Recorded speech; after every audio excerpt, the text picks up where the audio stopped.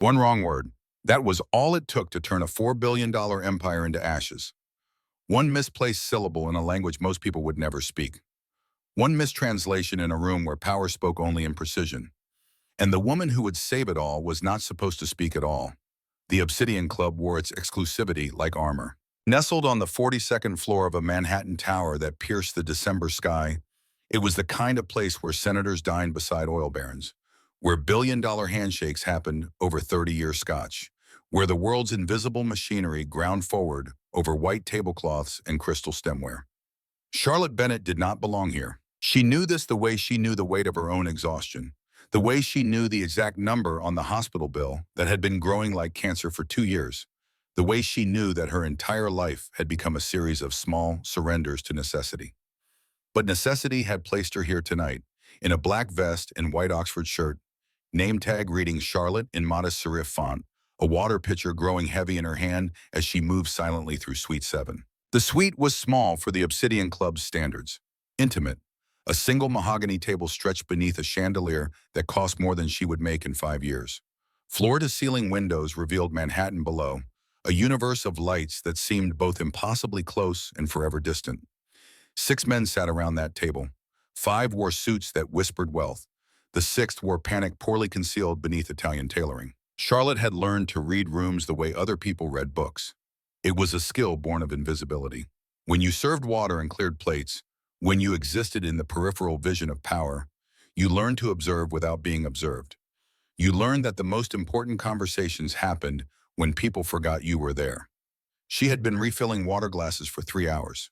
Her feet ached in the cheap flats she wore. Her lower back burned from the double shift she had pulled before taking the train from Boston to Manhattan for this evening work.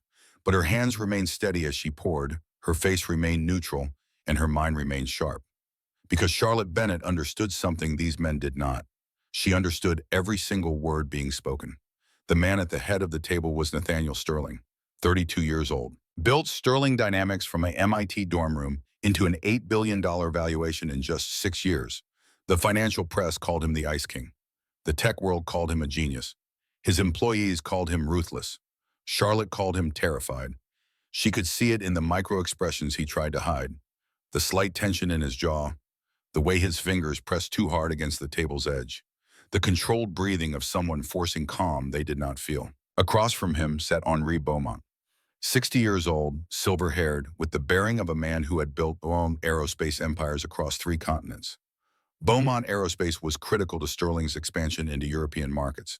This meeting was supposed to be a formality, a handshake disguised as negotiation.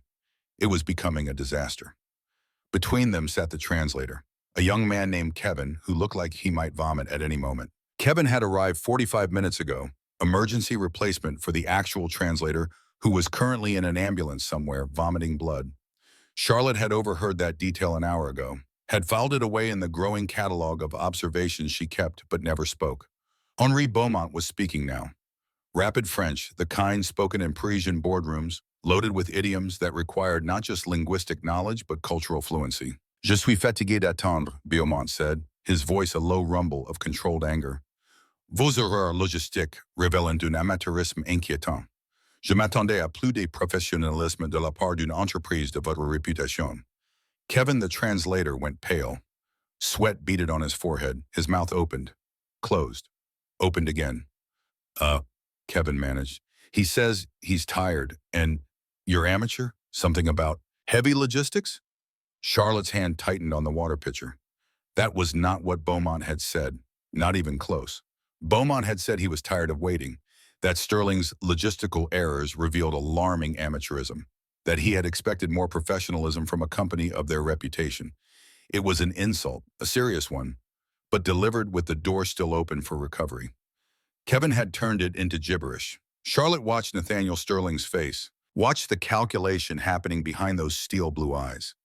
He did not speak French, could not know the translation was catastrophically wrong, but he could read the darkening expression on Beaumont's face. Tell him, Sterling said, voice controlled, projecting confidence that his body language betrayed, that we deeply value his time, that the delay was due to a medical emergency with my senior staff, and that we are prepared to offer 20% above market valuation as demonstration of our commitment to this partnership. Kevin swallowed hard, turned to Beaumont, opened his mouth. Nous, désolé, Kevin stammered. Vous, temps précieux, 20%, comme marché de légumes. Charlotte closed her eyes briefly. Kevin had just told Henri Beaumont that his precious time was worth 20%, like a vegetable market. He had compared one of Europe's most respected aerospace engineers to a street vendor selling produce. Beaumont's hands slammed down on the table. The sound cracked through the suite like a gunshot. Crystal water glasses jumped. Silverware rattled. The three French executives with Beaumont muttered angrily to each other. C'est une insulte! Beaumont's voice rose, controlled fury giving way to genuine rage. Vous me traitez comme un marchand de bazar, comme un vendeur de rue. Je pars immédiatement. Kevin looked like he might cry. He's talking about markets, sir. I think he's hungry? Charlotte stood frozen near the service station. She had been invisible her entire life. Invisible to the Georgetown professors who had praised her brilliance but could not help when she withdrew. Invisible to the hospital administrators who accepted her monthly payments without seeing her desperation. Invisible to every wealthy patron who had ever looked through her while she poured their water. Invisibility was safety. Invisibility was survival. But invisibility was also cowardice when the truth needed speaking. Henri Beaumont stood, buttoned his jacket with sharp, angry movements. J'ai pas, he said flatly. C'est une perte de temps. He was leaving. $4 billion walking toward the door. Nathaniel Sterling stood as well. For the first time that evening, his mask cracked. Charlotte saw genuine panic flash across his face, saw him searching for words in a language he did not speak, in a situation spiraling beyond his control. The silence stretched, agonizing, fatal. Charlotte's heart hammered against her ribs. Her palms were sweating. The water pitcher trembled slightly in her grip. She thought of her father, thought of James Bennett lying motionless in a hospital bed, machines breathing for him, monitors tracking the life he could not live. Thought of the $360,000 in medical debt that had consumed her entire existence for 2 years. Thought of what her father would do. James Bennett had been a CIA legal analyst, had spent 30 years investigating corporate espionage, patent theft, the hidden corruptions of international business. He had taught Charlotte that language was power. That truth spoken at the right moment could shatter empires. He had taught her that integrity meant nothing if you surrendered it when the cost grew too high. Charlotte set the water pitcher down on the side table. Her voice cut through the tension like a blade. Monsieur Beaumont, she said, and her French was flawless. Accent perfect, diction precise. Permettez-moi de clarifier la situation. L'incompétence de traduction est personnelle, non institutionnelle. Monsieur Sterling respecte profondément votre héritage d'ingénierie et la réputation de Beaumont Aerospace. Every head in the room turned toward her. The silence that followed was different now. Not the silence of impending disaster, but the silence of shock, of disbelief. Owen Clark, Sterling's executive assistant, stood near the wall. His face went from confusion to fury in the space of a heartbeat. You, Owen hissed, stepping toward Charlotte. You're fired. Get out of here right now before I call security. Don't touch her. Nathaniel Sterling's voice cracked like a whip. Sharp. Absolute. Owen froze mid-step. Sterling was staring at Charlotte, really seeing her for the first time.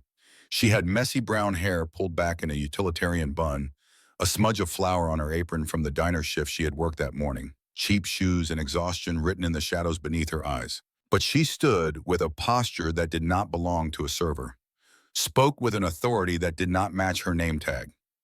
Henri Beaumont had stopped his exit. He turned slowly, studying Charlotte with the intensity of a man reassessing his assumptions. Vous parlez français, mademoiselle? Beaumont's tone had shifted, curiosity replacing anger. Et pas le français ordinaire, c'est l'accent parisien, l'accent diplomatique. Charlotte met his gaze directly. Protocol said service staff did not make eye contact with guests. Protocol said she should be looking at the floor, apologizing, disappearing. She ignored protocol. J'ai étudié à l'Institut français de Washington, Charlotte replied. Mon père était analyste juridique pour le gouvernement américain. Diplomatie et questions internationales. My father was a legal analyst for the American government. Diplomacy and international affairs. Past tense. Was. The words tasted like ash, but she spoke them clearly. Beaumont's eyebrows rose. He walked back toward the table slowly. sat down, gestured to the empty chair beside Sterling. Vous comprenez l'ingénierie aérospatiale? He asked. Do you understand aerospace engineering? This was the test, the moment that would determine whether her intervention was salvation or simply a different flavor of disaster. Charlotte's mind raced through the documents she had read during her break earlier that evening. Discarded prospectus left on a table by careless executives. Technical specifications for a merger she had no business understanding. Except she did understand. Because her Georgetown thesis had been on energy infrastructure as diplomatic leverage. Because she had spent 2 years researching European aerospace companies and their role in clean energy transitions. Because she had a photographic memory that had once been her greatest academic asset and was now just another painful reminder of the life she had lost. J'ai lu votre prospectus ce matin, Charlotte said. Votre système de propulsion cryogénique pour le projet de nettoyage océanique était révolutionnaire. La configuration delta V avec refroidissement et hélium liquide représente une avancée majeure en efficacité énergétique. I read your prospectus this morning. Your cryogenic propulsion system for the ocean cleanup project was revolutionary. The delta V configuration with liquid helium cooling represents a major advance in energy efficiency. She watched Beaumont's face, watched the exact moment when skepticism shifted to interest. Asseyez-vous, Beaumont said, pointing to the translator's chair. Sit down. Charlotte hesitated. Her manager, Mr. Garrison, was somewhere in this building. If he found out she had spoken to a guest, let alone sat at a guest's table, she would be terminated immediately. This job paid $1,800 a month. She needed every dollar.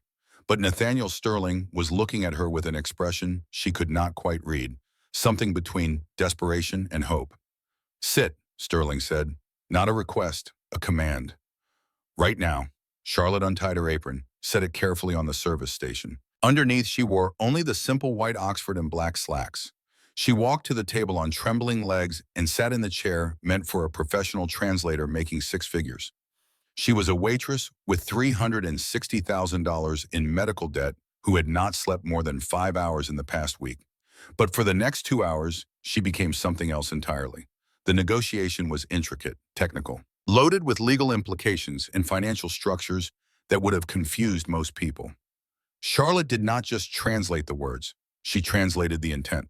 When Sterling pushed too hard on equity distribution, Charlotte softened the phrasing in French to appeal to Beaumont's sense of legacy rather than profit. When Beaumont raised concerns about American regulatory frameworks, Charlotte explained Sterling's internal compliance policies with a clarity that Sterling himself seemed surprised by. She understood leverage, understood the unspoken dance of corporate warfare, understood that every conversation at this level was really 3 conversations happening simultaneously. The words being said, the meaning beneath those words, and the future relationship being constructed or destroyed by the space between.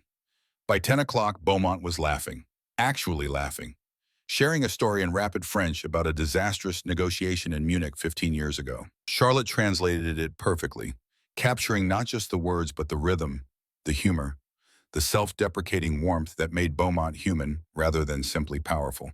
Sterling signed the preliminary merger agreement with Beaumont's Montblanc pen, $4 billion secured by a woman who made $11 an hour. The French delegation left with handshakes and promises of dinner in Paris. The suite door closed behind them. The silence that followed felt enormous. Charlotte stood immediately.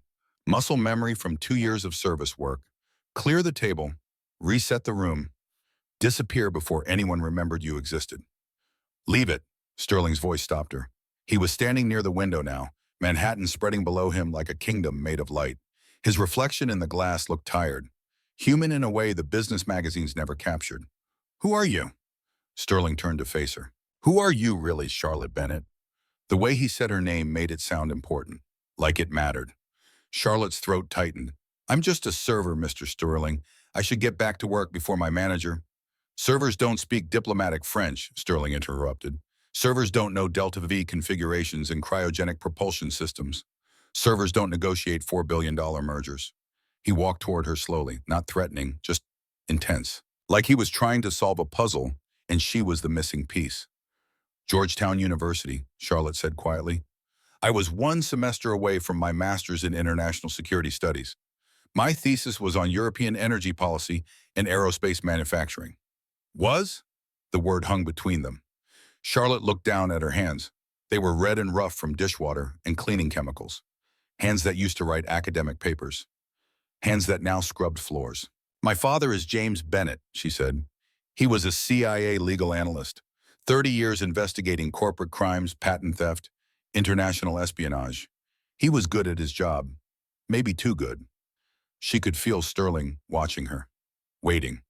25 years ago, my father worked with a man named Victor Blackwood, covert operation in Paris. They were investigating American aerospace companies selling patents to Chinese competitors. My father found evidence, real evidence. But before he could testify, Charlotte's voice cracked. She forced it steady. Blackwood flipped the narrative, made it look like my father was the traitor, like he was selling American intelligence. The night before my father's congressional hearing, his car went off the road. Traumatic brain injury. He's been in a coma for 2 years. Sterling's expression shifted. Victor Blackwood, CEO of Blackwood Heavy Industries. Yes. Your father was investigating him? My father was going to destroy him, Charlotte said.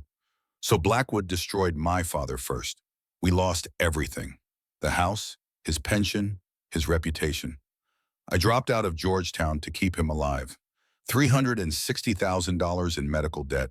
I work 3 shifts, diner in the morning, ride share in the afternoon, this in the evening. She laughed, but it sounded broken. And I still can't cover the interest on what we owe. Sterling was quiet for a long moment. When he spoke, his voice was different, softer. Blackwood has been sabotaging my company for 6 months, Sterling said. Anonymous tips to regulators, leaked internal memos. My translator tonight, the one who ended up in an ambulance. Charlotte looked up sharply. That wasn't food poisoning, Sterling continued. That was ricin, trace amounts, enough to incapacitate, not kill. A warning. From Blackwood. From Blackwood. Sterling pulled out his phone, showed her a message. Anonymous number. 5 words. Your empire burns soon enough. Charlotte felt cold spreading through her chest. He knew about this meeting, Sterling said. Knew I was bringing my senior translator. Knew exactly how to sabotage it. That information was top secret, which means you have a leak, Charlotte finished. Sterling nodded grimly. He walked to his briefcase, pulled out a business card. Heavy stock, embossed lettering. Sterling Dynamics, 50th floor. Nathaniel Sterling, Chief Executive Officer. He held it out to her. 8 o'clock tomorrow morning, Sterling said. 50th floor. Charlotte stared at the card. Mr. Sterling, I have the morning shift at the diner. I can't just... You don't work at the diner anymore. Sterling's voice was absolute. You work for me. Title, Executive Strategic Liaison. Salary, name a number, triple it, and I'll double that. Charlotte's mind reeled. I don't understand. You want me to translate? I want you to help me destroy Victor Blackwood, Sterling said. The man who murdered your father's life is the same man trying to murder my company. We have a common enemy. I'm offering you a chance to fight back. Charlotte looked at the card in her hand, looked at this man who had built an empire but could not save it without her, looked at the city beyond the window, glittering and cruel and beautiful. She thought of her father, thought of James Bennett teaching her French at the kitchen table, teaching her that language was power, teaching her that integrity was the only thing no one could take unless you handed it over. I have nothing left to lose, Charlotte said quietly. He took my father. I want everything he has. Sterling stepped closer, close enough that she could see the flecks of gray in his blue eyes, close enough to feel the intensity radiating off him like heat. You're not alone in this fight anymore, he said. Remember that. The air between them felt charged, electric, like the moment before lightning strikes. A knock on the door shattered the moment. Owen Clark entered without waiting for permission. His eyes went immediately to Charlotte, to the business card in her hand, to how close she stood to Sterling. Suspicion flashed across Owen's face, quickly hidden. Sir, Owen said, security team is ready for the facility sweep. Sterling nodded without looking away from Charlotte. Tell them I'll be down in 5 minutes. Owen's phone buzzed. He glanced at it. Just a glance, but Charlotte caught it. Saw his hand tremble slightly as he silenced the notification. Saw the contact name before it disappeared. The gardener. Owen left. The door closed. Charlotte's mind was racing, but she kept her face neutral. Sterling turned back to her. Tomorrow, 8 a.m. Don't be late. Charlotte nodded. Slipped the business card into her pocket. Started toward the door. Charlotte. She stopped. Turned back. Sterling was silhouetted against the window now, the city's lights making him look like something carved from shadow and ambition. Thank you, he said, for speaking when you didn't have to, for risking your for saving something that matters. Charlotte wanted to say, "You're welcome," wanted to say it was nothing, wanted to say something that matched the moment. Instead, she just nodded and left. The train back to Boston took 4 hours. Charlotte sat in the cheap seats, watching her reflection in the dark window. The card in her pocket felt like it was burning through the fabric. Her phone buzzed. Email notification. Massachusetts General Hospital. Subject, patient account update. Charlotte's heart stopped. She opened it with shaking fingers. Your father's medical account has received a payment of $75,000 from Thornfield Trust. VIP suite upgrade process like private nursing staff authorized. Please contact administration to confirm new care protocols. Charlotte read it 3 times. She had not authorized any payment, had never heard of Thornfield Trust. She searched it on her phone. Cayman Islands Shell Corporation, registered 18 months ago, no public ownership information. Her blood turned to ice. She knew this pattern, had memorized every detail of her father's case file during 2 years of trying to clear his name. Victor Blackwood's offshore network included a dozen shell companies. Thornfield Holdings, Garden Ventures, shadow corporations designed to move money without leaving traces. Thornfield. This was not generosity. This was not help. This was a collar. Her phone buzzed again. Text message, blocked number. Congratulations on your promotion, Ms. Bennett. Your father rests peacefully in his new accommodations. Let us ensure it stays peaceful. Welcome to the game. Charlotte stared at the message until the screen went dark. She was trapped. Blackwood knew she had saved Sterling's deal, knew she had interfered, and now he controlled the one thing she could not lose. Her father's life hung by a thread Blackwood could cut whenever he wanted. The train pulled into South Station at 2 in the morning. Charlotte walked through empty streets to her studio apartment, climbed 4 flights of stairs because the elevator was broken, unlocked 3 locks on a door that barely hung straight in its frame. Inside, the walls were covered with medical bills, hospital statements, discharge summaries, Georgetown transcripts showing the dean's list she had made every semester until she vanished. And there, above her desk, a photograph. James Bennett in his State Department uniform, standing beside a younger Charlotte at her Georgetown acceptance day. Both of them smiling like the future was something bright and certain. Charlotte sat on her bed, did not bother turning on the light, just sat in the darkness, holding Sterling's business card in one hand and her phone in the other. 8 a.m. tomorrow, a new job, a new life, and a trap closing around her that she could not escape. She thought about calling Sterling, warning him, telling him that Blackwood already knew, already had leverage, already owned her, but if she called, if she confessed, Sterling would lock down the hospital, would send security, would try to protect her father, and Blackwood would kill him before Sterling's men reached the door. Charlotte lay back on her bed, stared at the ceiling, watched shadows move in the ambient light from the street. "What would you do, Dad?" she whispered to the empty room. But James Bennett could not answer. Could not tell her that integrity meant nothing if you were too afraid to defend it. Could not tell her that real power came from refusing to surrender what defined you. Could not tell her that she was stronger than she believed. So Charlotte made her choice alone. Tomorrow she would walk into Sterling Dynamics, would smile and play her part, would pretend she was not drowning, would pretend she had not already lost before the game even started. Tomorrow she would save a company while destroying herself. Tomorrow she would be invisible again. But tonight, just for tonight, she let herself cry. Because Charlotte Bennett understood something the powerful never would. The quietest person in the room was always the most dangerous. And when the invisible finally spoke, the world had no choice but to listen. Even if speaking meant dying, even if the cost was everything, even if she had to betray the only person who had ever believed in her to save the only person she had left to love. Outside her window, Manhattan glowed in the distance. Sterling Tower rose above everything else, a monument to ambition and power, and the illusion that success could protect you from the past. Charlotte closed her eyes. 8 hours until her new life began. 8 hours until she learned whether salvation and destruction were really different things. 8 hours until she discovered that some traps were designed not to catch you, but to make you choose which part of yourself to sacrifice. And Victor Blackwood had built the perfect trap, because he understood what Charlotte was only beginning to learn. The most devastating weapon was not a gun or a bomb. It was hope, and he had just given her enough hope to hang herself. The Sterling Dynamics Tower did not simply rise from Manhattan bedrock. It erupted. 53 floors of glass and steel that caught morning light like a blade, reflecting the city back at itself in fractured, glittering pieces.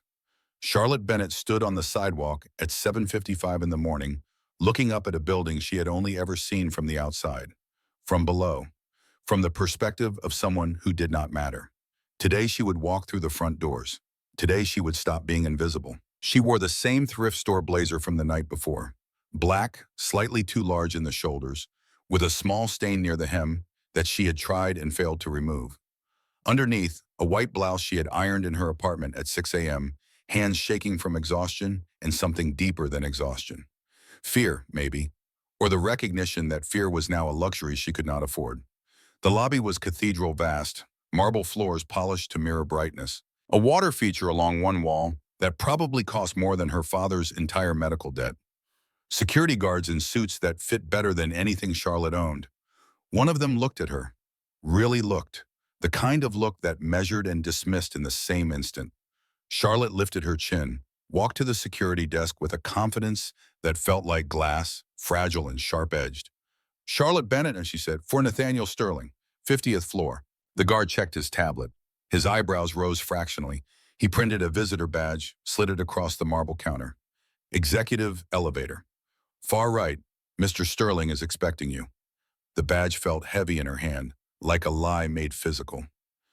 The elevator was empty. Charlotte watched herself in the mirrored walls as it climbed. 50 floors in 40 seconds. Her reflection multiplied into infinity, 1,000 versions of herself all rising together, all wearing the same uncertain expression. Her father's voice came to her unbidden, a memory from childhood. Charlotte at 12, nervous before a debate competition, convinced she would fail. "You belong anywhere you decide to belong, Charlie girl. Confidence is not arrogance. It is earned competence worn lightly." But her father was not here, would never be here again, not the way he had been. James Bennett existed now only in the gap between heartbeats, kept alive by machines and stubbornness and Charlotte's monthly payments that barely covered the interest on impossible debt. The elevator opened. Chaos greeted her. The 50th floor was all glass walls and open concept workstations, people moving with urgent purpose, phones ringing, conversations overlapping into a symphony of controlled crisis. The kind of environment where millions of dollars moved on the strength of a single email, where careers ended before lunch and fortunes shifted between coffee breaks. Charlotte stepped out. No one looked at her, everyone was too busy being important. Owen Clark stood near the reception desk, Sterling's executive assistant. 35, sharp suit, sharper eyes. Charlotte had watched him last night at the Obsidian Club, had seen the way his hand trembled when his phone buzzed, had seen the contact name before he could hide it, the gardener. Now Owen saw her. His expression shifted through surprise to calculation to something like contempt, all in the space of a breath. "Miss Bennett," Owen's voice dripped false courtesy, "I am genuinely shocked you actually showed up. Mr. Sterling is waiting. Try not to embarrass yourself." He turned without waiting for response. Charlotte followed him through the maze of glass and ambition, past offices where people made decisions that would ripple across continents, past conference rooms where the future was being negotiated by people who believed they controlled it. Owen knocked once on a door at the far end, did not wait for answer, opened it. Nathaniel Sterling stood by the window, phone pressed to his ear, Manhattan spreading beneath him like a kingdom he owned but could not control. "I do not care about the Munich office's concerns," Sterling said, voice cold enough to cut. "Beaumont Aerospace is ours now. Make it happen, or I will find someone who can." He ended the call, turned, looked at Charlotte. Something in his expression shifted, softened maybe, or just recognized her as human rather than asset. "Charlotte, you came. You gave me a very compelling reason to," Charlotte said. Sterling gestured to Owen. "That will be all." Owen's jaw tightened. "Sir, I should brief you on the security protocols for—" "Out." One word. Absolute authority. Owen left, closing the door harder than necessary. Sterling waited until the footsteps faded. Then he moved to his desk, pulled up something on his computer screen. "Thomas Hayes is in intensive care at Mount Sinai," Sterling said. "Toxicology confirmed ricin poisoning. Small dose, precisely calculated. Enough to incapacitate for days, not enough to kill." "Blackwood sent a message," Charlotte said quietly. "Blackwood sent a threat." Sterling turned the monitor toward her. Hospital photos, charts showing toxic levels. And he knew exactly when and where to deliver it. That meeting last night was classified. Only 3 people in this company knew the details. He pulled up an organizational chart.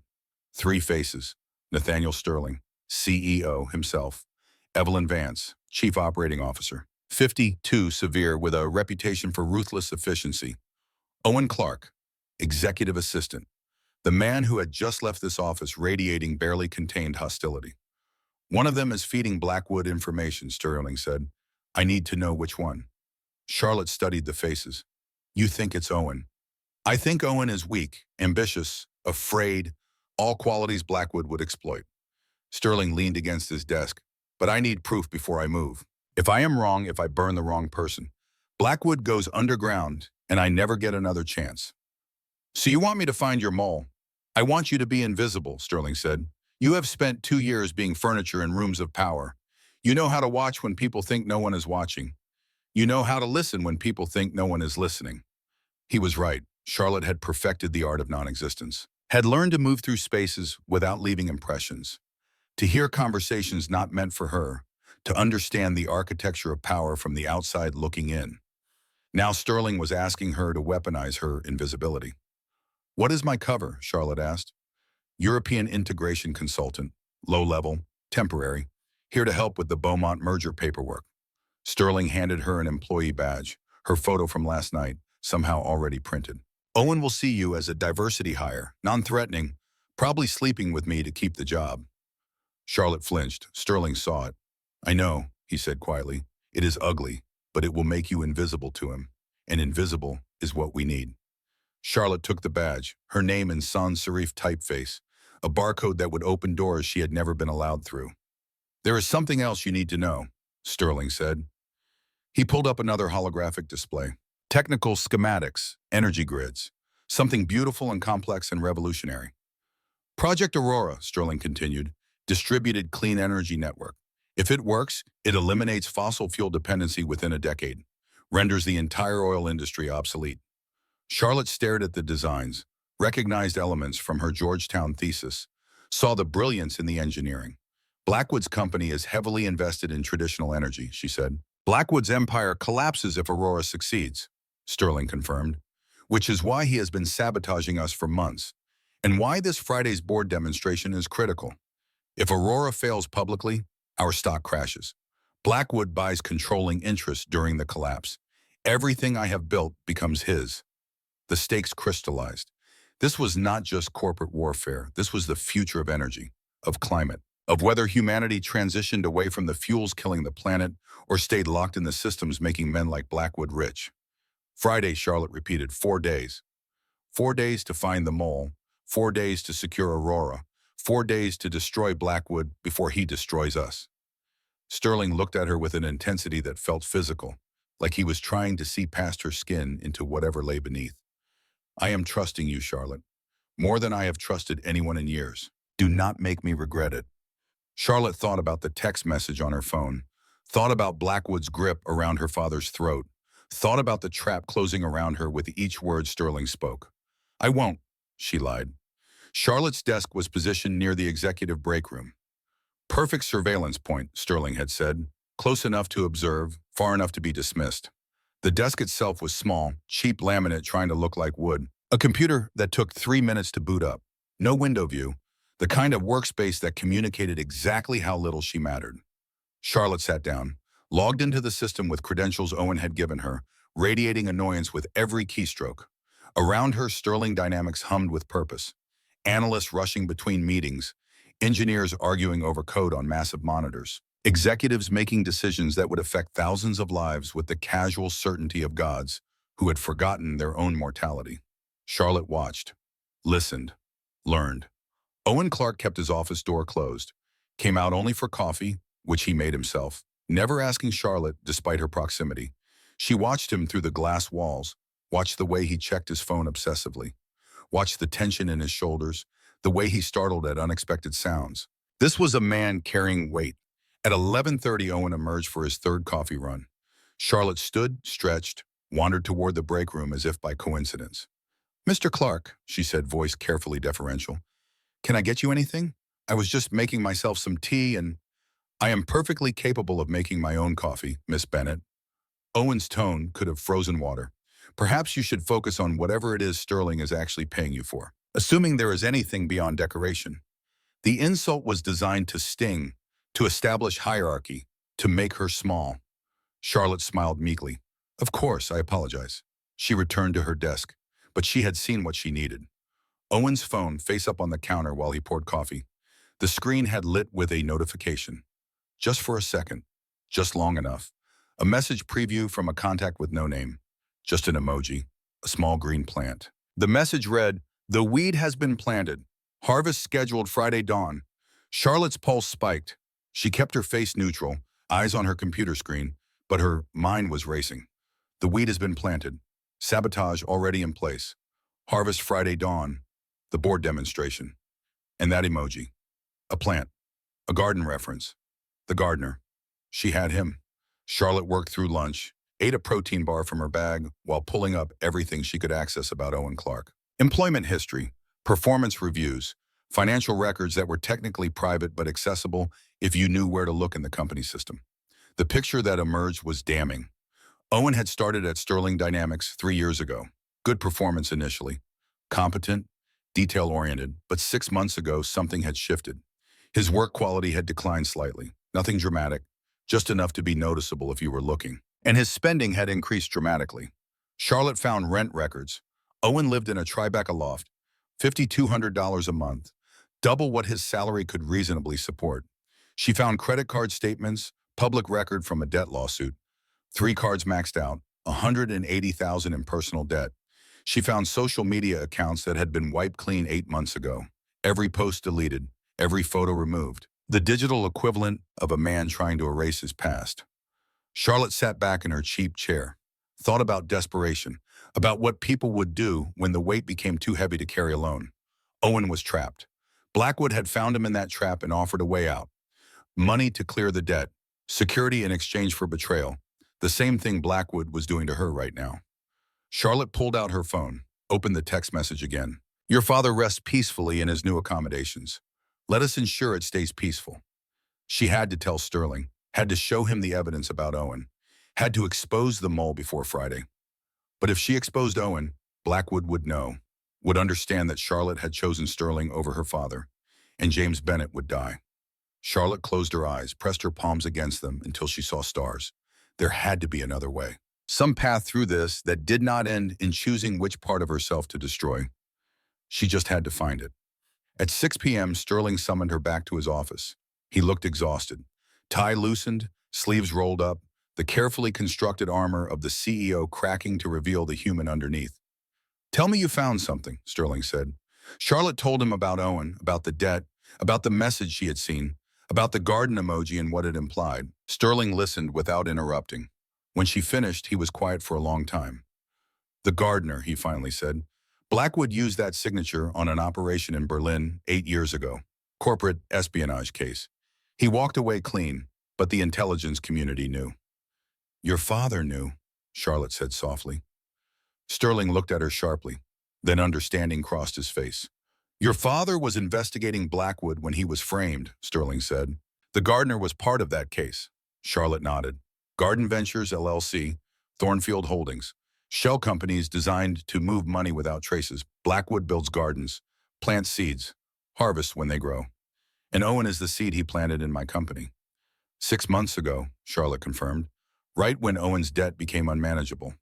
Blackwood found him, owned him, used him. Sterling stood, paced to the window, looked out at a city that did not care about their small war.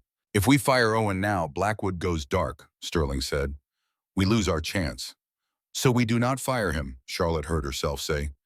We feed him something he cannot resist sharing. Sterling turned. What did you have in mind?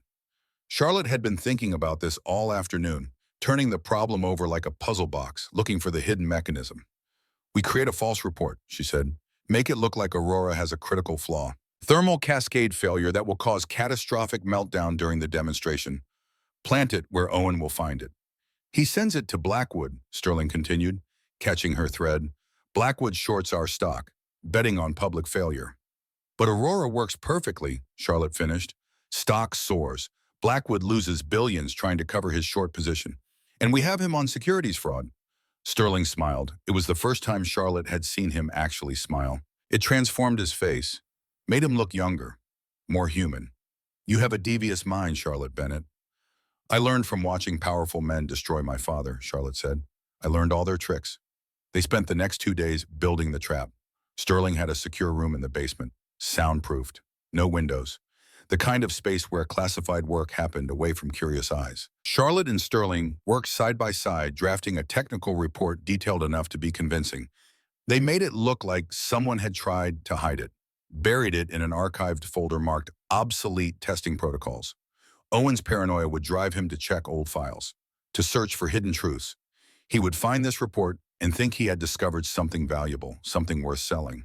They worked late. Midnight became 2 a.m., became 4 a.m. Coffee turned to exhaustion, turned to a strange intimacy born of shared purpose. At 3:30 in the morning, Charlotte's hands cramped on the keyboard. She leaned back, rubbing her eyes. Here. Sterling set a cup beside her. Hazelnut latte, 2 creams, her exact order from the coffee run he had made hours ago. He had remembered. Thank you, Charlotte said quietly. Sterling sat in the chair beside her, not across the desk in the position of power, but next to her, equal. After this is over, Sterling said, I am sending your father to Zurich, best neurological institute in the world. I had my medical team review his case. They think there are new protocols, experimental treatments, a chance. Charlotte's throat closed. Why would you do that? Because you are saving my life's work. Because your father deserves better than what Blackwood did to him.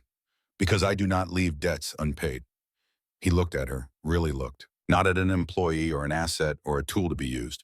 At Charlotte, the woman who made $11 an hour and carried $360,000 in debt and had still spoken up when silence would have been safer. You are extraordinary, Sterling said softly. Charlotte felt heat rise in her face, felt something dangerous stirring in her chest, something that felt like hope, or maybe something worse than hope. She was trapped, was lying to him with every breath, was going to betray him because Blackwood had found the one lever that would move her, and Sterling was looking at her like she mattered. I should get back to work, Charlotte managed. Sterling held her gaze a moment longer, then nodded, stood, went back to his side of the desk. But something had shifted between them, something Charlotte could not afford. Friday morning arrived too quickly. The Aurora demonstration was scheduled for 9 a.m. Board members were flying in from across the country. Press credentials had been issued. The stock market was watching. Charlotte had not slept, had spent the night staring at her apartment ceiling, thinking about her father, about Blackwood, about the choice she would have to make. Her phone buzzed at 6 a.m. Text message. Blocked number. Reminder. Aurora must fail today. If it succeeds, your father's life support experiences malfunction at 6:01 tomorrow morning. Choose wisely, Charlotte. Choose family. Charlotte sat on the edge of her bed, phone shaking in her hand. She had planted the false report. Owen had found it, had sent it to Blackwood exactly as they had predicted. Blackwood thought Aurora would fail, had positioned himself to profit from the disaster. But Aurora would not fail. It would succeed, and Blackwood would be exposed, and Charlotte's father would die, unless she made it fail, unless she uploaded the virus Blackwood had sent her. Real sabotage to replace the fake sabotage, unless she chose her father over everything Sterling believed she was. Charlotte opened her laptop. The virus code sat in her email. Simple, elegant, designed to cause exactly the kind of cascade failure they had faked in the false report. All she had to do was upload it to the Aurora control system. All she had to do was become exactly what Blackwood needed her to be. All she had to do was destroy the man who had given her hope. Charlotte thought about her father, about James Bennett teaching her that integrity was the only thing they could not take unless you handed it over. What would he want her to do? Save him by destroying herself? Or save herself by letting him die? Charlotte closed the laptop, got dressed, took the train to Manhattan. She would decide when the moment came. She would decide when she had to press the button. She would decide which part of herself to sacrifice. But before the demonstration, there was the gala. The Metropolitan Museum of Art transformed every December into a cathedral of wealth and influence. The Tech Innovation Summit, an evening where senators mingled with venture capitalists, where the future was negotiated over champagne and small talk, where appearance mattered more than truth. Sterling had told Charlotte she needed to attend, needed to be seen at his side, part of the performance. A stylist had arrived at her apartment at 4 p.m., had brought a dress that cost more than Charlotte made in 6 months. Midnight blue silk that fit like it had been designed for her body specifically. Diamonds that were probably insured for more than her father's entire medical debt. Charlotte looked at herself in the mirror and did not recognize the woman looking back. She looked powerful, elegant, like someone who belonged in rooms where decisions were made. She looked like a beautiful lie. The car Sterling sent picked her up at 6. Black town car with a driver who opened her door and called her Miss Bennett like it was a title she had earned. Sterling was waiting at the museum entrance. Tuxedo that probably cost 5 figures. But when he saw Charlotte, his expression shifted into something unguarded. "You look," Sterling stopped, started again. "You look extraordinary." Charlotte's heart did something complicated. "Thank you." He offered his arm. She took it. They climbed the museum steps together, cameras flashing like lightning, photographers shouting questions they ignored. Inside was overwhelming. Crystal chandeliers and marble columns, and people who shaped the world wearing their power like jewelry. Sterling introduced her to senators, to CEOs, to people whose names she had only ever seen in headlines. And he introduced her not as his assistant or his translator, but as Charlotte Bennett, strategic consultant, like she was someone, like she mattered. Charlotte played her part, smiled at the right moments, translated a conversation with a German automotive executive, charmed a Supreme Court justice's wife, but her eyes kept scanning the crowd, looking for him. And then she saw Victor Blackwood. He stood near the Temple of Dender, massive and silver-haired, holding a scotch like it was a weapon. When their eyes met across the gallery, he smiled, raised his glass in a toast that looked like a threat. Charlotte excused herself, told Sterling she needed the restroom, walked away before he could see her hands shaking. She did not go to the restroom. She walked to a shadowed alcove near the Egyptian wing. Knew Blackwood would follow. He did. "Miss Bennett," Blackwood's voice was gravel and ice. "You look beautiful, though I suppose anything is an improvement over a waitress uniform."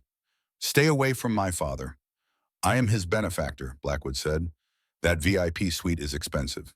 Would be tragic if funding disappeared, or if the nursing staff became negligent."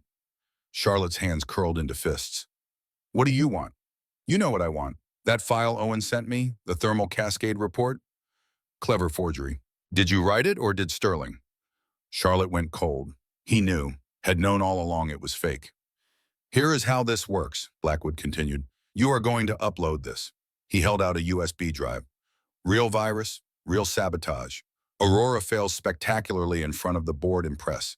Stock crashes. I buy Sterling Dynamics for pennies. And your father continues breathing." "I cannot," Charlotte whispered. "Nate trusts me. And your father trusts you to keep him alive." Blackwood stepped closer. "Choose wisely, Charlotte. You have until 6 a.m. tomorrow. Upload the virus or the machines turn off. Family or ambition, love or career. Make your choice." He walked away, left Charlotte trembling in the shadows. She felt hands on her shoulders, spun around. Sterling stood there, concern on his face. "Charlotte, you have been gone 20 minutes. Are you okay?"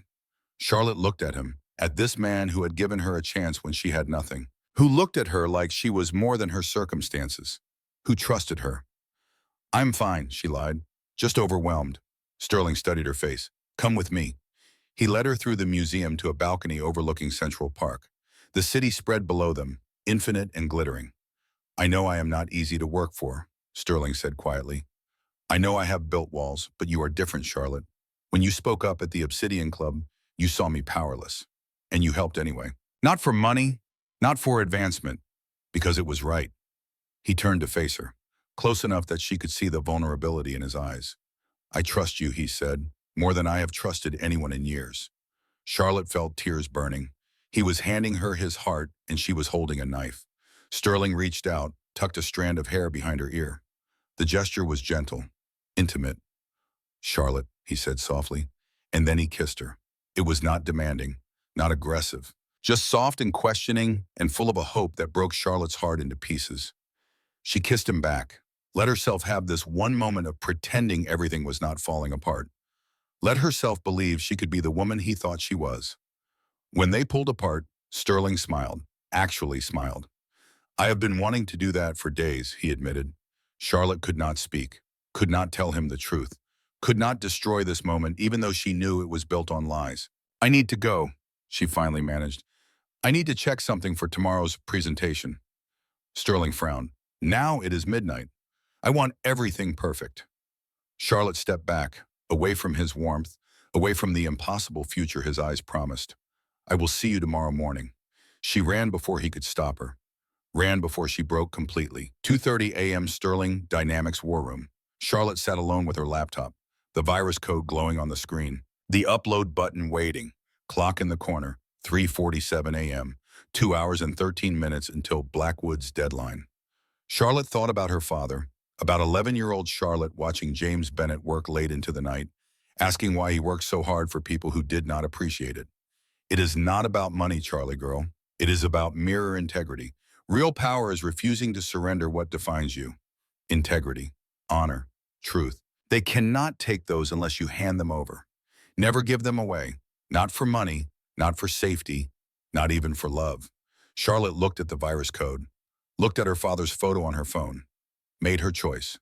She deleted the virus, permanently, emptied the trash, sat back. Her father had taught her that integrity was the only thing that mattered, had sacrificed everything for that principle, would not want her to abandon it now, not even to save him. Charlotte drafted an email to Sterling, attached evidence of Blackwood's threats, set it to send at 6 a.m. if she did not cancel it. Then she called Massachusetts General. "This is Charlotte Bennett. I need to request an emergency transfer for James Bennett to Mount Sinai, immediate. That requires authorization from the account holder, Miss Bennett. I am his daughter. I have medical power of attorney. Current account holder is Thornfield Trust. They must approve all transfers." The line went dead. Charlotte stared at her phone. The trap had closed completely. She had no power, no control. Blackwood had positioned himself as legal guardian through his payment. She could not protect her father, could not save him, could only wait for 6 a.m. and watch him die. Her phone buzzed.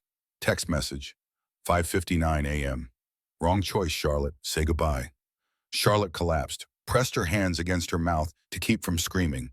She had chosen integrity, and it had cost her everything.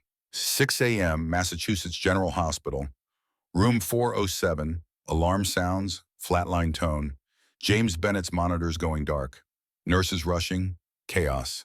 And Charlotte, alone in a basement office in Manhattan, watching her world end.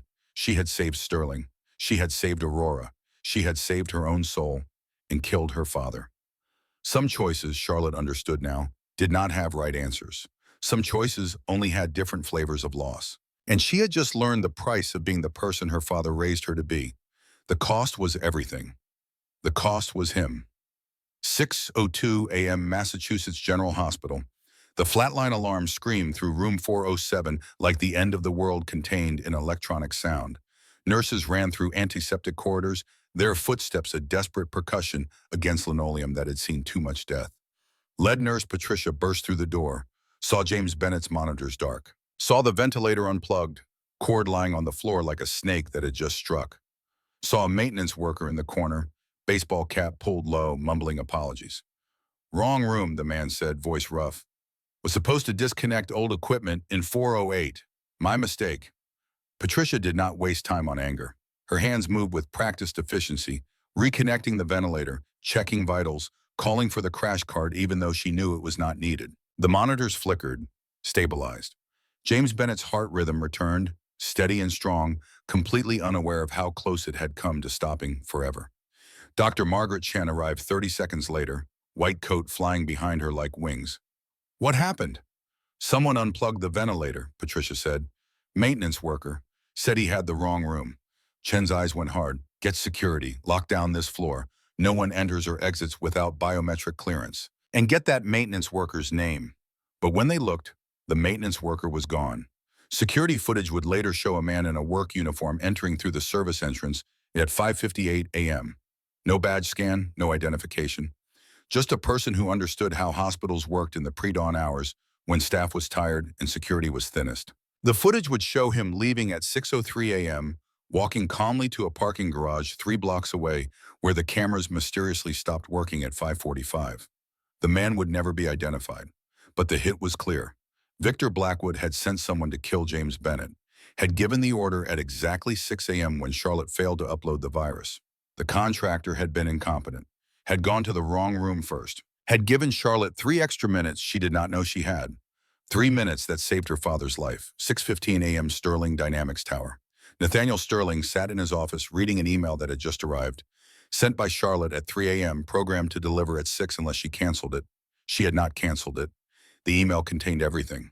Blackwood's threatening texts, evidence of the Thornfield Trust payment, screenshots of the virus code Blackwood had sent, a full confession of the trap she had been caught in, and at the bottom, a single line. I chose you over my father. I chose integrity over survival. I am sorry I lied. I am sorry I was not stronger. But I could not become what he needed me to be, not even to save the person I loved most. Sterling read it 3 times, felt something crack in his chest. Charlotte had been trapped from the beginning, had carried this weight alone, had made an impossible choice, and chosen him, chosen Aurora, chosen the future over her own father's life. And Sterling had never known. He grabbed his phone, called Charlotte's number. It went straight to voicemail, called Massachusetts General, got transferred to Dr. Chen. This is Nathaniel Sterling. I am calling about James Bennett. I am sending a private security team to his room immediately. Armed protection. No one enters without my personal authorization. Mr. Sterling, there was an incident this morning. Someone attempted to disconnect his ventilator. Sterling's blood went cold. Is he alive? Yes, but barely. We have already locked down the floor, but additional security would be welcome. Sterling was already moving, grabbing his jacket, calling his head of security. Rollins, get a team to Massachusetts General right now. James Bennett, room 407. Full protection detail. No one gets near him. I do not care if they claim to be the president. No one. He ran to the elevator, pressed the button for the 50th floor lobby, his mind racing through scenarios. Charlotte thought her father was dead, thought she had sacrificed him for nothing. She would be destroyed. The board presentation was in less than 3 hours, the most important demonstration of Sterling's career. The future of clean energy hanging in the balance. And all Sterling could think about was finding Charlotte. 7:30 a.m. Charlotte's apartment. Charlotte sat on her bathroom floor, back against the cold tile, phone in her hand. She had called the hospital 17 times. No one would tell her anything. Patient privacy laws. She was not listed as next of kin anymore. Thornfield Trust had that designation now. She had called Blackwood's number. It was disconnected. She had nowhere to go, no way to know if her father was alive or dead, no way to undo what she had done. Her phone buzzed. Sterling calling for the 8th time. Charlotte could not answer, could not face him, could not tell him she had been lying from the moment she walked into his building. She let it go to voicemail. Sterling's voice rough with worry. Charlotte, where are you? I got your email. I know everything. Your father is alive. Do you hear me? He is alive. There was an attempt, but he is safe now. I have security with him. He is breathing. He is safe. Call me back, please. Charlotte listened to the message 4 times. Her father was alive. She had not killed him. Integrity had not cost her everything. Charlotte stood on shaking legs, looked at herself in the bathroom mirror. She looked like she had aged 10 years overnight. Eyes red, face pale. The expensive dress from the gala crumpled on her bedroom floor like shed skin. She got in the shower, let the water run until it went cold, got dressed in clean clothes, black pants, white blouse. The uniform of someone trying to hold herself together. Her phone rang again. Sterling, this time she answered. Nate. Charlotte. Relief flooded his voice. Where are you? Are you okay? My apartment. I am coming in. The presentation. Forget the presentation. I am sending a car for you. No. Charlotte's voice was steadier than she felt. I will be there. 9 a.m. I will run the demonstration like we planned. Charlotte, you do not have to. Yes, I do. She closed her eyes. I made a choice. Now I have to see it through. She ended the call before Sterling could argue. 8:45 a.m., Sterling Dynamics boardroom. The room was already full. 20 board members in suits that cost more than cars. Press in the observation gallery. Cameras set up to live stream to financial networks. Stock ticker on the side display showing Sterling Dynamics holding steady, unaware of the chaos about to unfold. Owen Clark stood in the corner, practically vibrating with anticipation. He had seen the fake thermal cascade report, had sent it to Blackwood, knew that in 15 minutes Aurora would fail spectacularly, knew his payoff was coming. Sterling stood at the podium, looking calm, looking controlled, looking nothing like a man whose entire world had nearly collapsed overnight. Charlotte arrived at 8:50. She looked terrible. But she walked into that boardroom with her head high, tablet in hand, and took her position near the Aurora prototype. Sterling caught her eye, mouthed, "Are you okay?" Charlotte nodded, a lie, but a necessary one. The Aurora prototype sat in the center of the room, sleek titanium cylinder, roughly the size of a refrigerator, humming with contained power. This was not just technology. This was revolution. The end of oil's stranglehold on human civilization. The beginning of an energy democracy that could save the planet. Or it was an $8 billion company's death rattle. Everything depended on the next 12 minutes. At 9 a.m. exactly, Sterling began. Ladies and gentlemen of the board, distinguished guests, today we demonstrate not just technology but transformation. Project Aurora represents the culmination of 6 years of research, $2 billion in development, and a vision for a world where clean energy is not aspirational but inevitable. He explained the technology, distributed grid architecture, quantum battery storage, efficiency ratings that made fossil fuels obsolete. His voice was steady, confident, gave no indication that his company hung by a thread. Board member Whitmore, the one secretly on Blackwood's payroll, raised his hand. "Mr. Sterling, we have heard troubling reports. Thermal instability, cascade failures. How do you respond to concerns that Aurora is not ready for deployment?" Sterling's eyes flicked to Owen for just a fraction of a second. "Baseless rumors from competitors who understand that Aurora ends their business model. Shall we demonstrate?" He nodded to Charlotte. "Miss Bennett, initiate startup sequence." Charlotte's finger hovered over the activation button on her tablet. This was the moment. The fulcrum point. Everything that had happened led here. If she pressed this button, one of three things would happen. Aurora would work perfectly because she had not uploaded Blackwood's virus. Sterling would triumph. Blackwood would lose billions on his short position. And Charlotte would have saved the day. Or Aurora would fail anyway because Owen had found another way to sabotage it. Sterling would be destroyed, Blackwood would win, and Charlotte's sacrifice would mean nothing. Or something else entirely would happen. Something none of them had predicted. Charlotte looked at Sterling, saw the trust in his eyes, the absolute certainty that she would not betray him. She pressed the button. The Aurora prototype came to life. The hum intensified, grew to a pitch that vibrated in Charlotte's chest. The lights in the boardroom flickered once, twice, then stabilized. The monitors displayed readouts that made no sense to most people in the room. But Charlotte understood them, and so did Sterling. Energy output, 103% of projected capacity. Thermal stability, 99.8%. Efficiency index, optimal across all parameters. It worked perfectly. The room erupted in gasps and spontaneous applause. The stock ticker shot upward. Green arrows, percentage gains climbing. Sterling Dynamics stock jumped 18% in 30 seconds. Sterling turned to Charlotte, pride and relief and something deeper than both shining in his eyes. Perfectly executed. Owen's face had gone gray. He was staring at the monitors like they were showing him his own death. Which, in a way, they were. Charlotte exhaled, felt the tension that had been crushing her for days finally release. She had done it, had saved Sterling without destroying herself, had chosen integrity and somehow survived the choice. For approximately 45 seconds, Charlotte believed she had won. Then the boardroom doors exploded open. 4 police officers, 2 FBI agents, and at the front, a woman in a severe suit with a badge that read Special Agent Rachel Ford. Everyone froze. "We have a warrant for arrest," Ford announced, voice carrying authority that silenced the room instantly. Sterling stepped forward. "On what grounds? For whom?" Ford's eyes swept the room, landed on Charlotte. "Charlotte Ann Bennett, you are under arrest for corporate espionage, conspiracy to commit securities fraud, and attempted sabotage of critical infrastructure." The words hit Charlotte like physical blows. This was not possible. This was not happening. "That is absurd," Sterling said, his voice rising.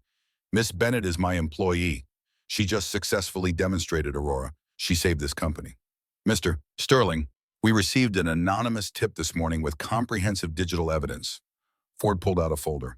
"Wire transfer of $500,000 from Thornfield Trust to an offshore account in Miss Bennett's name.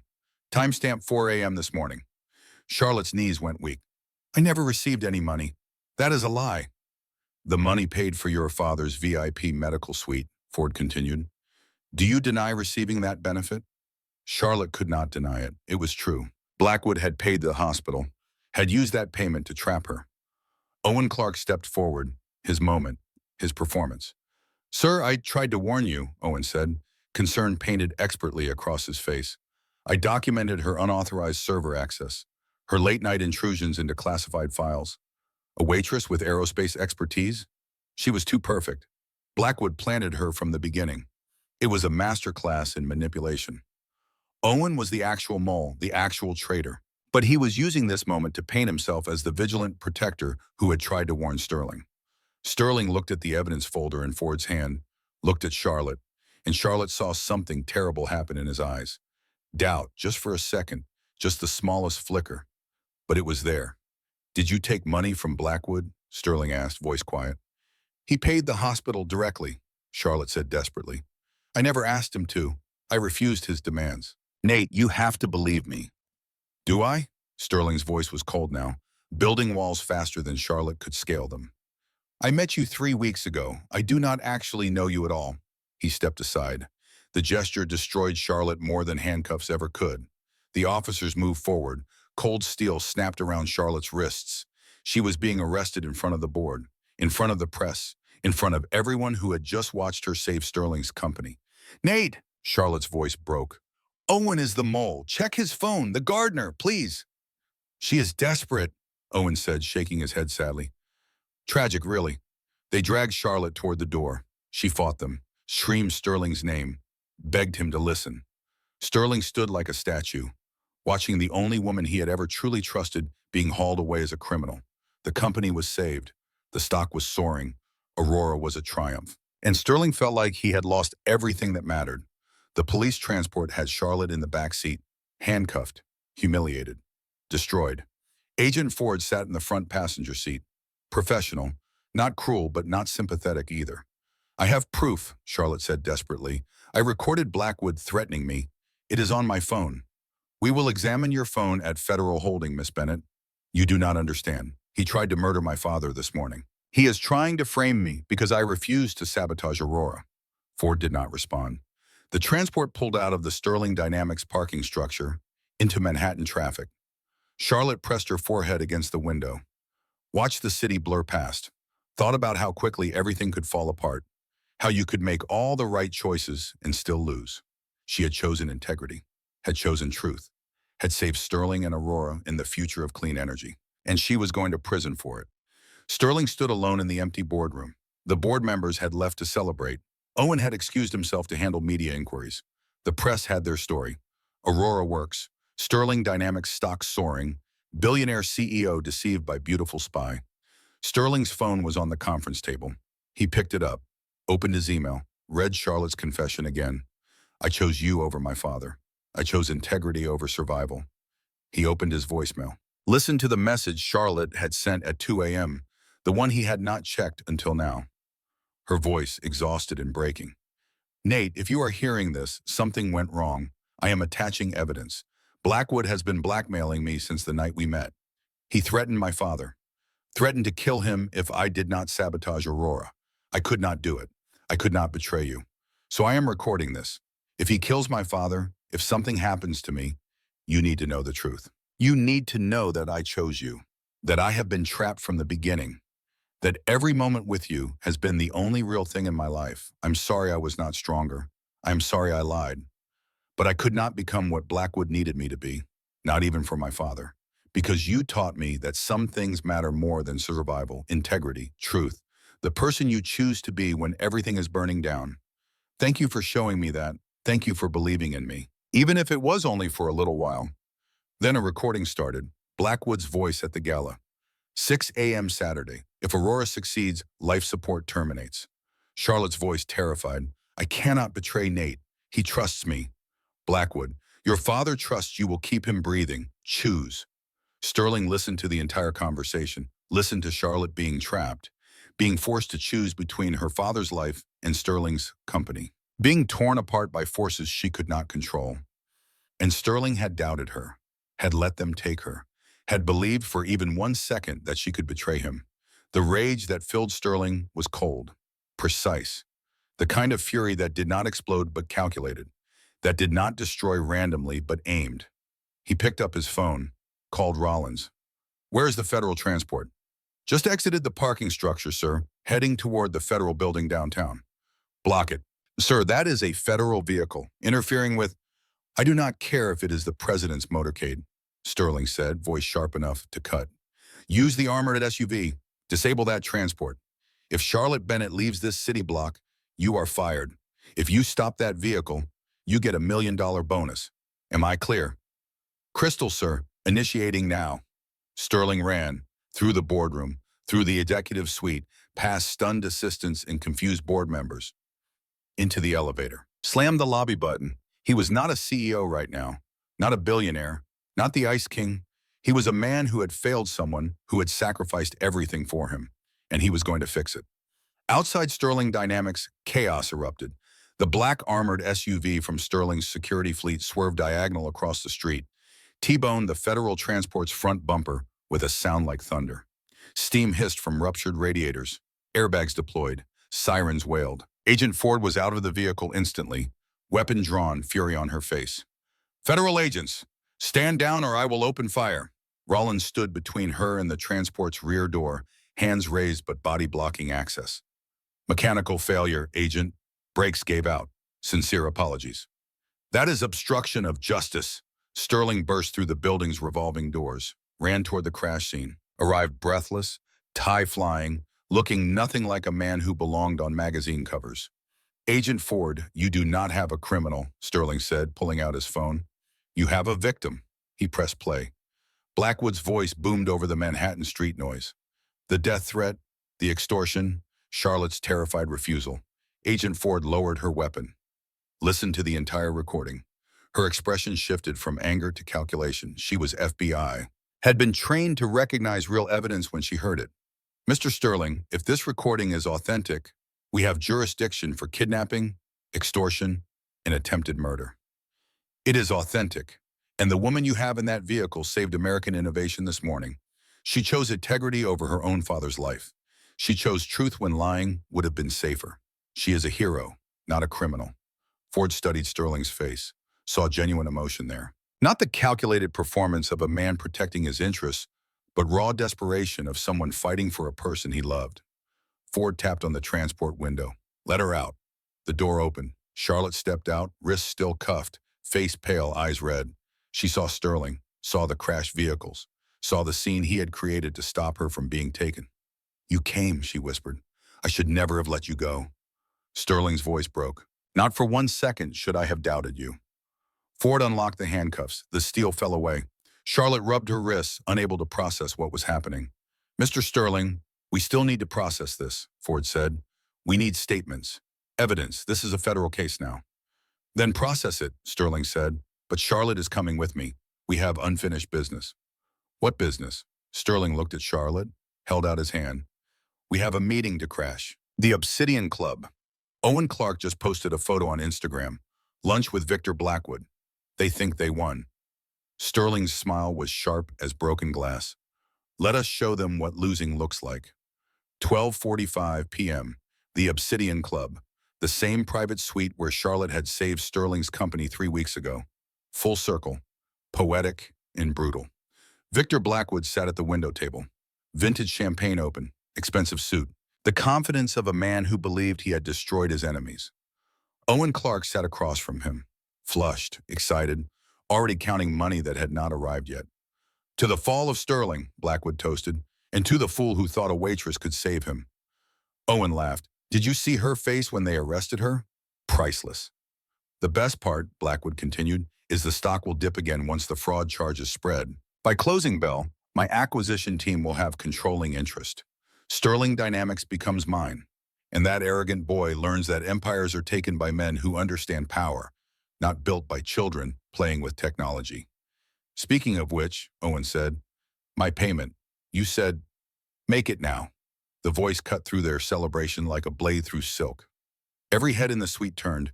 Nathaniel Sterling stood in the doorway, Charlotte Bennett beside him. Behind them, Agent Rachel Ford and 4 federal officers. Owen's champagne flute slipped from his fingers. Shattered. Soaked the white tablecloth like blood. That is not possible. She is supposed to be in custody. Sterling walked into the room slowly. Predator energy. Controlled fury. Miss Bennett is currently consulting for the FBI. Turns out evidence of your crimes is quite compelling. Blackwood did not panic. Too experienced, too dangerous. He took a sip of champagne, studied Sterling with calculating eyes. Dramatic timing, Sterling, but you are trespassing on a private lunch, and your disgraced employee will not salvage your reputation. She is not disgraced, Sterling said softly. And you are not a businessman, Victor. You are a terrorist who weaponizes human life for profit. Strong words. I assume you have proof? Sterling nodded to Charlotte. This was her moment, the translator's final stand. Charlotte stepped forward. She did not look like a waitress anymore, did not look like a victim. She looked like someone who had walked through fire and emerged as something harder than diamond.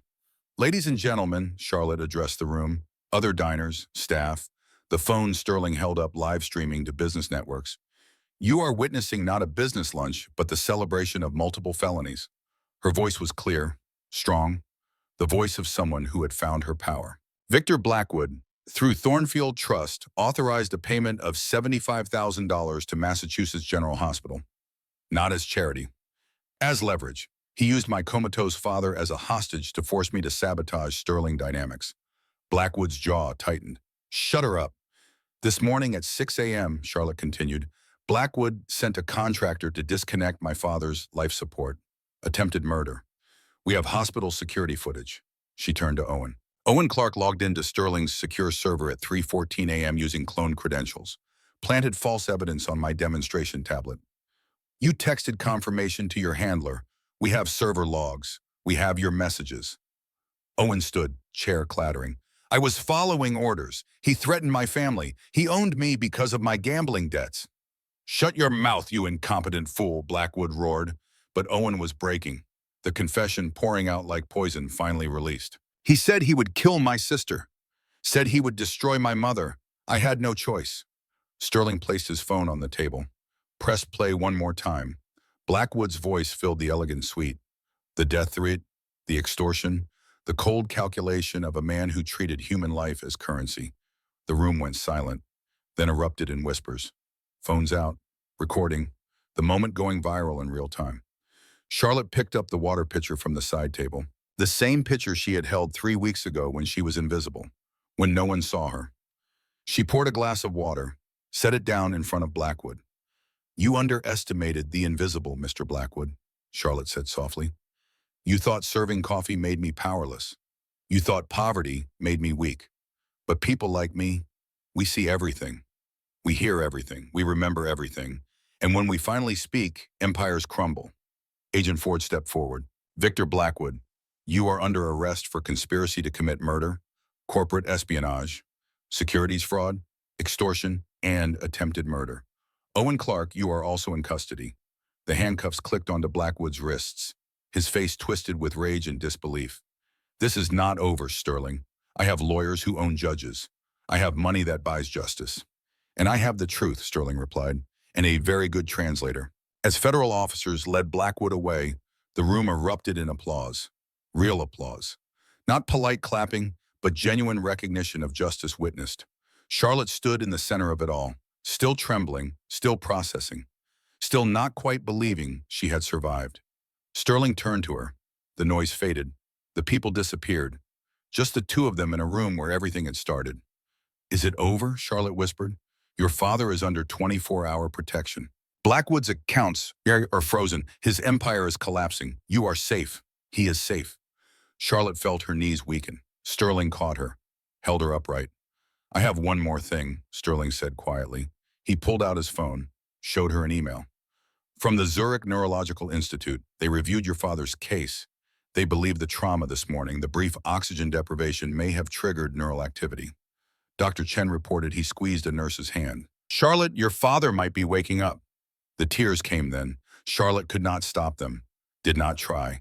Sterling held her while she cried, right there in the Obsidian Club, in front of the press and the witnesses and the city that had tried to break her. He held her like she mattered, like she was someone worth saving. 6 months later, the Forbes magazine cover did not feature Nathaniel Sterling alone. It featured two people, Sterling seated, Charlotte standing beside him, hand on his shoulder, both looking at the camera with the confidence of people who had been tested and survived. The headline, The Billionaire and the Voice, How Integrity Saved Clean Energy. Project Aurora had launched in 47 countries, energy costs dropping, carbon emissions falling, the future they had fought for becoming reality. But the biggest change was not in the technology, it was in the culture. Sterling Dynamics Lobby now had a bronze plaque. Every voice matters. Every janitor. Every intern. Every cafeteria worker was greeted by name. Charlotte's first initiative as Chief Operating Officer had been full tuition reimbursement for any employee pursuing education. 5 former custodians were now in management training programs. 3 former servers were studying engineering. The invisible were becoming visible. A Saturday afternoon in summer. Zurich Rehabilitation Center. The private garden was peaceful, fountain burbling, birds singing, flowers blooming in colors that seemed impossible after so much darkness. James Bennett sat in a wheelchair by the fountain, still weak, still recovering, but awake, present, here. Charlotte approached slowly, afraid if she moved too fast, this moment would shatter like glass. "Hey, Dad."